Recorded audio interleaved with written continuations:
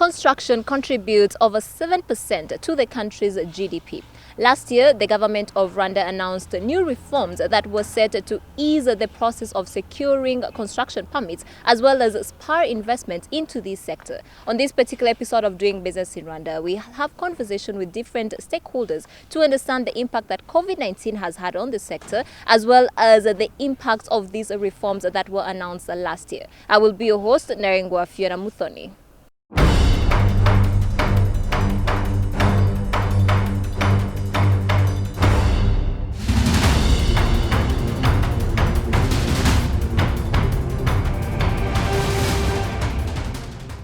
During this time when the COVID-19 pandemic is crippling various industries, we had conversations with players in the construction sector to understand the extent at which the pandemic has affected it, considering the stringent lockdown measures that were put in place by the country. Apart from the critical project, all construction activities were not allowed in the entire country. Only when I mean the critical project, I mean the project in relation with CHOGM preparation. But for the permitting authority department, we have continued issuing construction permit, receiving new application, and assisting our client using the live chat, email address, and the phone number. Indeed, it has been rather significant for industry in general. We had, as soon as the lockdown was announced, I think it was on the 21st of March, we had a complete stop of operations. One day to the next, from booming sales to zero the next day. And then, so we had to deal with that.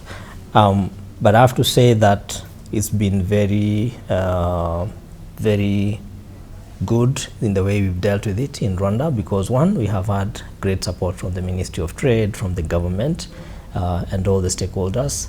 And secondly, we've really put together a very good response mechanism within the company in terms of managing the crisis itself. When we came back, we had a shoot up of some construction materials like cement. Things started to become harder for us because we had contracts that we did before COVID. So those contracts started to be affected by COVID because the prices have changed. And already the contracts have been signed. We can't go back and redo what we did. So what we needed to do was to continue the work without going back to review the prices. Normally for residential we do it in 6 months or even less. We never go beyond that. But with the measures that has been taken, we are not allowed to have as many people on the site. Yeah, as you can see here, there's no way we can have as many people because it's a serious risk. There are products that normally we get from abroad, like aluminium. We don't fabricate aluminium here. Sometimes tiles, affordable tiles. It was all affected because it's first we need people to go there to select. The pandemic is taking toll on regional economies significantly, cutting growth and creating enormous fiscal and external financing needs. The contribution of the construction sector to the economy is evident. It creates direct jobs, income, and tax revenue for the country. At a time like this, when most companies are projecting a decrease in revenues, one wonders how the country's GDP will be affected. We are projecting a loss of income in the coming days. We've been lucky that the amount of work we had at the time COVID-19 started could keep us busy. We're a company that is still in the stage of early investment and growth. So we've seen our revenues for last year being around $3 million per annum, but we're projecting a decrease. If I use we use the same fiscal year as the government of Rwanda, so like 1st July to end of June. So if I talk about Q3 and Q4, that would be talking about the current fiscal year as is ending. The current fiscal year is ending with this month, and if I talk about first and second quarters of the next fiscal year, that will be basically from July to September, and then from October to December. So in those two quarters of the next fiscal year, we're looking at a revenue of less than 20% in Q1 of the next fiscal year, and about 30% for the second quarter of the next fiscal year. For the fourth quarter of the last year, the contribution of the construction sector was 6% to the GDP of the country. It might be reduced. The country has in the past put policies and implemented fresh reforms in the construction sector to ease the process of securing construction permits and spur investment into the sector. For this year, we have 4 reforms in construction on an indicator of dealing with construction permit. The first reform we have done to better serve our client, the City of Kigali has conducted a soil testing for the entire phase 1 of the master plan implementation. We have done the geotechnical data, and the results are publicly available for free to all our customers. And the second reforms we have done, we have integrated additional authorities in our system called BPMIS, Building Permitting Information Management System, that we are using to issue construction permit.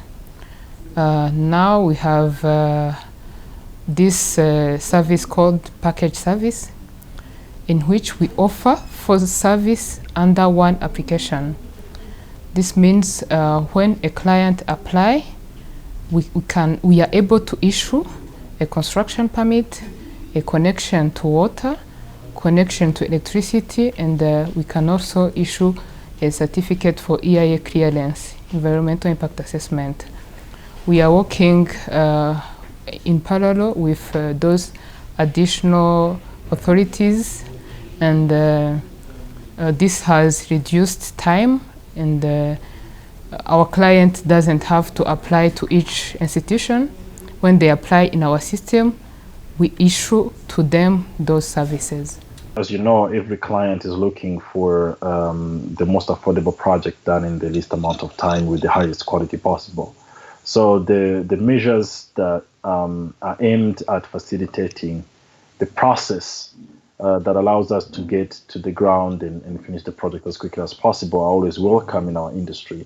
And hopefully the added kind of like a wake-up call of what this COVID-19 means in terms of predicting when projects, when they are well underway, why they should not register unnecessary delays would help kind of like fast track and ease of navigating the complex bureaucracy of doing construction projects. Definitely, like before, it was not. It took long to get a construction permit, but at this moment, it's once all documents that are required are ready, it doesn't take more time like before. That makes our work more simple because we can get as many construction contracts. We can get as many as we can, because if you can apply for a construction permit today and after three days you get a construction permit, it is very much helpful. It makes the company go to the next stage, that is construction. It is said that globally, women take up to less than 20% of the jobs in the construction sector. Clarisse, an engineer by profession, grew up passionate about infrastructure development, and has a dream to beat the odds and inspire more women into the sector. Actually, I was inspired by looking around other works, infrastructures, how the country is developing, and then I was attracted by that, and I chose to contribute to it. Actually, I started the career in last year, 2019, in November, so it's all about 7 months. It's a big experience since I started after finishing my school. The experience, a big one I saw, is that what we learn from school, it is very important to practice it in the real life. There are different things we learn from school, but your life in reality, things changes and you meet problems and challenges that were not even thought about it during studies. There are still few females in construction fields. I think it is because of fear, like the mentality we have always that a female can do simple things so easy. So if you see an engineer, they think that it is a big risk a person can take, but a female also can do it, and very well. Rwanda has been hailed for having a conducive investment environment. For the country's vision to be achieved, construction is crucial. We get to understand if there is an increasing investment appetite into the sector. Construction is a key. It's a key sector in the development of every country, including ours. And investors have realized that there is a huge potential there is a huge potential in construction or creating projects in this country, because we have security, we have infrastructures, and the market is open, and we have had a quite a number of investors approaching us, wanting to create the projects here in Rwanda. Now we have more investors in affordable housing. We have there is a developer from he's American called Remote Group. They are constructing affordable housing in Pearl, at Rugarama, at Masaka, and also at Chichichiro, near the Zinia market. And we have other investors from Nigeria. We have local investors. They are all interested, and also in addition to RSSP. That brings us to the end of today's edition of Doing Business in Rwanda. If you have any questions, suggestions, do write to us on Twitter at CNBC Africa. Thank you so much for watching. I was your host, Anaringwa Fiona Muthoni. Until next time.